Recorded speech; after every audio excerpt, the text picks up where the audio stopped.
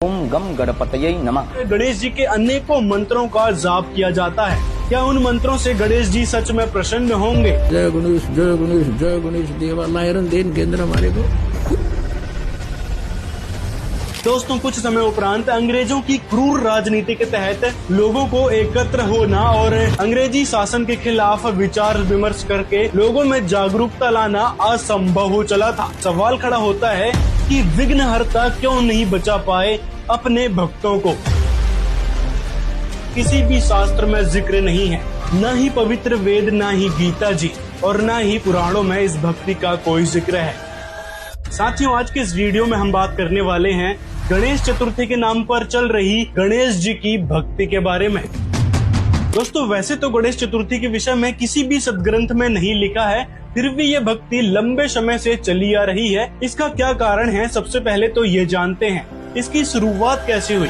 दोस्तों, वीडियो शुरू करने से पहले आपको यहाँ पे क्लियर कर देते हैं कि हम किसी भी देवी देवताओं का अपमान नहीं करते। उनकी साधना किस प्रकार करनी चाहिए, महापुरुषों ने कैसे बताया है, शास्त्रों में क्या विधि बताई गई है, उसके बारे में बताते हैं। अब शुरू करते हैं वीडियो को।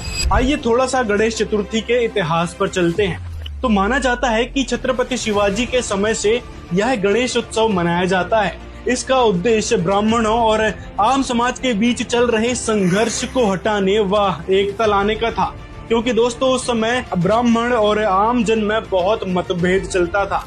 लेकिन दोस्तों, कुछ समय उपरांत अंग्रेजों की क्रूर राजनीति के तहत लोगों को एकत्र होना और अंग्रेजी शासन के खिलाफ विचार विमर्श करके लोगों में जागरूकता लाना असंभव हो चला था।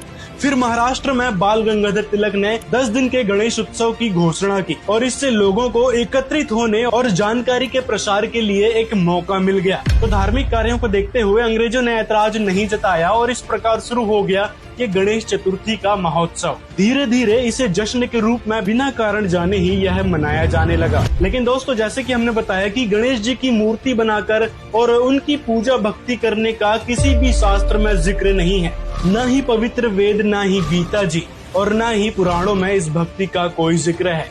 और देवी भागवत महापुराण में तो यहाँ तक लिखा है कि शिव जी से जो गणों के अधिपति गणेश जी उत्पन्न हुए हैं, उन गणेश जी को जो लोग भजते हैं उनकी यह शरणागति व्यर्थ है।